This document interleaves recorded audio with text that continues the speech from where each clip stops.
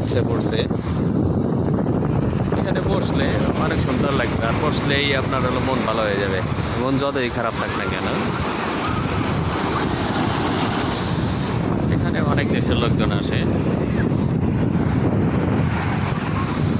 এই যে দেখতে পাচ্ছেন।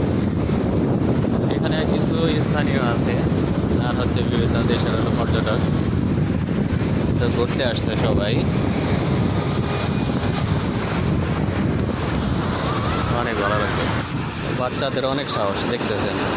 একবার যদি পানিতে টেনে নিয়ে যায় তাহলে কিন্তু তার আসতে অনেক কষ্ট হবে।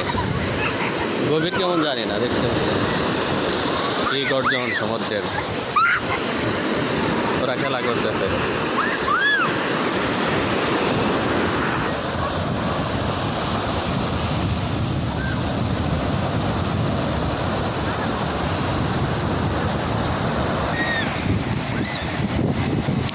মালদ্বীপে একটু ঢেউ কম লাগতো, এদিকে গভীর, তো এই কারণে ঢেউগুলো একদম লাগে, বেশি লাগতেছে।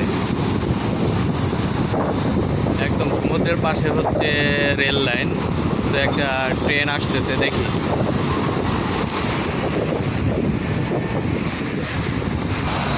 শ্রীলঙ্কার ট্রেন